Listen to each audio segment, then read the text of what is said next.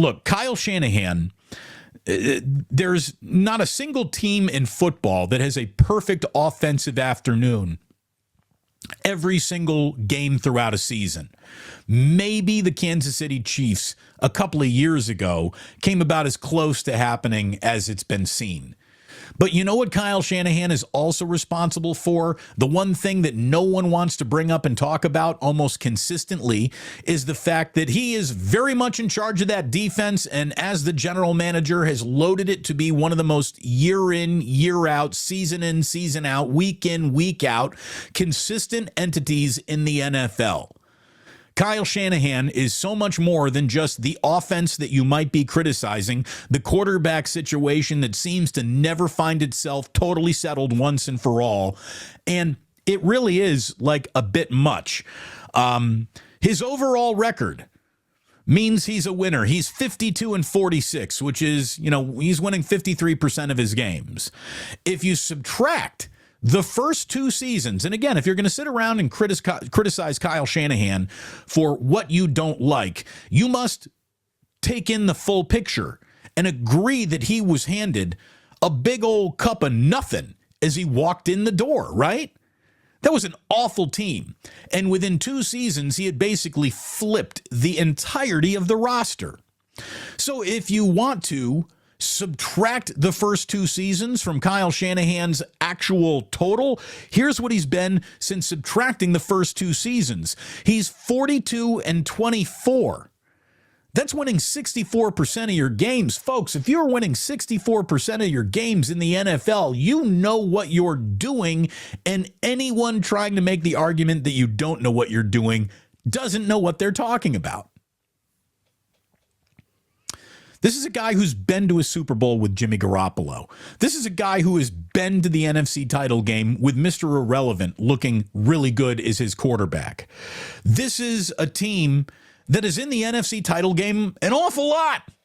Over the last few years, they're in that game a lot. And again, some view that as a negative, because he hasn't won the big one. Think of all the coaches who aren't in the NFC title game a lot. If you don't like Shanahan, what must you think of them? Again, the team's defense is consistently one of the more ever-present wrecking shops in all of football. His head coaching tree, officially now, in a short amount of time, involves 3 NFL head coaches. We're talking about DeMeco Ryans, Mike McDaniel, and Robert Saleh. This is a guy who knows what he's doing. As I was talking last night on a Home and Home with Larry Krueger about the fact that Kyle's pretty good at what he does. You can't find a single former coach. You can't find a single former quarterback, whether they were a cup of coffee quarterback or a Hall of Fame quarterback. You can't find a current 49er. You can't find a no longer disgruntled former 49er who really has anything bad to say about working with Kyle Shanahan.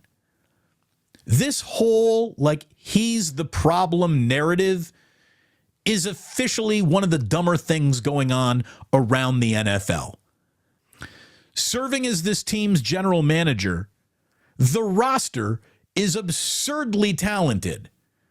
And he's got a 3-man quarterback room right now, which consists of a real quick study who became instantly successful, a prospect in Trey Lance, who remains a huge what if, and a veteran quarterback who is now in the first good situation in his career.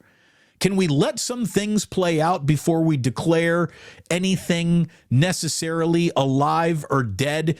The 49ers don't owe Trey Lance anything other than a direct deposit every 2 weeks, and he's got to make his own career happen in his own right. If Kyle Shanahan could just snap his fingers and make anyone an awesome quarterback, believe it, he would have done it by now. Larry made a great observation saying that, first of all, look, there is a competition that's underway right now. Or, as Larry stated, maybe the competition has been made and concluded. And Trey just isn't the winner. You know, that's a reality too. A lot of people who are very much in the camp of Trey Lance so want him to be the quarterback. Maybe he's not good enough to be the quarterback is something you're going to have to start factoring into these imaginary evaluations of what could be, what might be. It's kind of driving me nuts. And it's probably driving some of you a little nuts as well. Brock Purdy's not guaranteed to never make a mistake. Sam Darnold might be a guy that matters. Trey Lance someday may be a guy that matters. But this whole notion of you're holding this young man hostage, he's under contract. The 49ers have zero responsibility to a player that outranks their responsibility to do the best job for the team. And if sacrificing the dawn of a young player's career, yet retaining him on the roster as a backup is the right thing for the team, that's called professional sports. That's what that is. Everyone needs to stop clutching their pearls and worrying about Trey Lance's future. Let the present play itself out. We are still so many weeks, months, days away from the start of football season, trying to look at something that's happening at mandatory OTAs on June 6th and using that as the, well, here it is, we now know what we need to know, is ridiculous. We have to go through this every offseason and explain that, hey, OTAs are a little bit interesting, but trying to use them to frame the entirety of everything we're about to see in a season is nuts. So one thing we are here on the Plus is a little less nuts, which is maybe why you keep on coming back. Maybe why you're finding me today and deciding, hey, this guy, for a world of just, inflammatory nonsense, here's someone who's actually thinking about things and approaching things like an adult. Nothing is black and white. There's an awful lot of gray out there. And it feels like the best way to get clicks is to pretend that nuance doesn't even exist. We do nuance here on the Damon Bruce Show. That's what we're trying to accomplish. Instead of just taking a position, holding it, we're trying to look at things from every conceivable angle. Not just the, here's what I want the quarterback situation to be, so I'm going to try to speak it into existence. And there's not a single person in the media speaking who knows more about that quarterback situation than Kyle Shanahan. And look, as my friend Larry Krueger did indeed point out on last night's Home and Home, this team right now is stockpiling quarterbacks. They have added more quarterbacks to the mix in just the last couple of days, which means Trey Lance might not be long for this roster.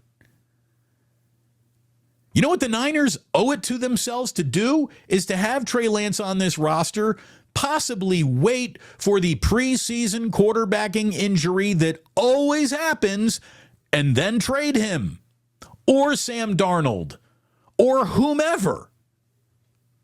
Brock Purdy's the safe one. I think we know that.